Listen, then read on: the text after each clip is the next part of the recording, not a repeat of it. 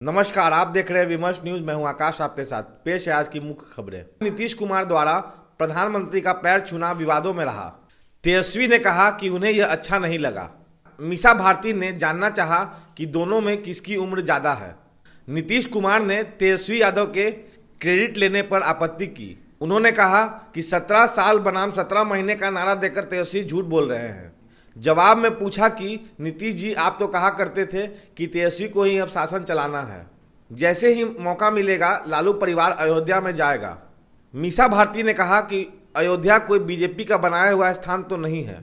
पूर्णिया से पप्पू यादव को कैंची चुनाव चिन्ह दिया गया है। वो पूर्णिया से निर्दलीय रूप से एमपी चुनाव लड़ रहे हैं। पप्पू यादव की पार्टी का भी यही चुनावी निशान था। औरंगाबाद, गया, नवादा और जमुई क्षेत्र के नामांकन वापसी का आज अंतिम दिन है। पहले दौर के इन सीटों पर 19 अप्रैल को मतदान होगा। शिक्षा अपर सचिव के पाठक ने 1400 प्रधान अध्यापकों की एक दिन की सैलरी काटी है। तेजस्वी ने कहा कि जब नीतीश जी हमारे साथ थे तो नीतीश जी बोलते थे कि आगे इसी को संभालना है, अच्छा काम कर रहा है। तेजस्वी ने कहा कि नीतीश जी पहले क्या बोला करते थे मोदी जी और अमित शाह के बारे में। वे कहते थे कि ये लोग कोई काम करते हैं। तेजस्वी ने नीतीश कुमार के बारे में ये भी कहा कि उनको ऐसी क्या ज़रूरत पड़ गई थी कि उन्होंने मोदी जी के पैर तक छू लिए। वह देखकर हमें बिल्कुल अच्छा नहीं लगा। वो क्या कहते थे कि मीडिया पे कब्जा हो गया है। अब क्या हुआ? हम जब नीतीश कुमार जी के साथ थे तो बोलते थे अब आगे यही देखेगा, अच्छा काम कर रहा है, नौजवान है, नए पीढ़ी के लोग हैं, नौकरियां मिल रही है, नौकरियां हम लोग दे रहे हैं, यही कहते थे ना नीतीश कुमार जी। अरे नीतीश कुमार जी के प्रति हम लोगों का सम्मान है, लेकिन आप बताइए मोदी जी के बारे में, अमित शाह जी के बारे में 2 महीने पहले क्या कहते थे कि ये लोग कोई काम करता है। अभी आप परिस्थिति उनका देख ही रहे कि क्या हालत हो गए हैं, पैर छूना पड़ रहा है। हमको तो वो तस्वीर बिल्कुल भी पसंद नहीं आया। नीतीश कुमार ने तेजस्वी यादव पर क्रेडिट लेने का आरोप लगाया है। कहा है कि तेजस्वी झूठ बोल रहे हैं। कह रहे हैं कि नीतीश ने 17 साल में जितना काम किया उतना मैंने 17 महीनों में कर दिखाया। ये भी नहीं जानते हैं कि यहाँ पर कौन किया है। जो काम किए कुछ दिन के लिए लाए, सब काम मेरा पहले से है। एक एक काम हम करवाए हैं। झूठ मूठ के बोलते रहता है। वो सब क्या किया? अगर आप ही लोग याद करिए, 5 के पहले माता पिता 15 साल कोई काम हुआ है? शाम में कोई घर से निकलता था डर के मारे? कहीं कोई सड़क था? आप याद करिए। पाटलिपुत्र लोकसभा क्षेत्र से भाजपा के उम्मीदवार रामकृपाल यादव हैं। इनके मुकाबले राजद से मीसा भारती उम्मीदवार हैं। पटना से आज निकलते समय पत्रकारों ने उनसे बातचीत की। पूछा कि मुख्यमंत्री नीतीश कुमार ने प्रधानमंत्री का पैर छुए। इस पर प्रतिक्रिया देते हुए उन्होंने कहा कि हमारा संस्कार रहा है, परंतु ये जानकारी उन्हें नहीं है कि मोदी की उम्र नीतीश जी से ज़्यादा है या कम।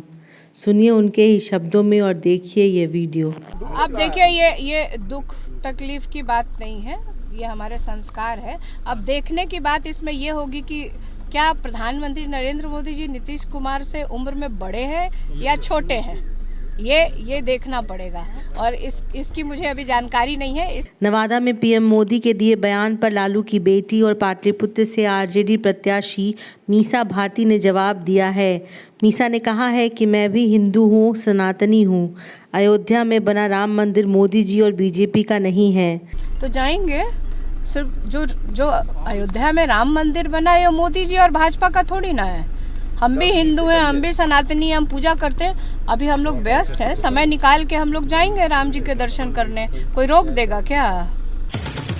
केंद्रीय जांच एजेंसी यानी ईडी के कथित दुरुपयोग को लेकर शिकायत करने पहुंचे टीएमसी के कम से कम 10 सांसद चुनाव आयोग के बाहर ही धरने पर बैठ गए।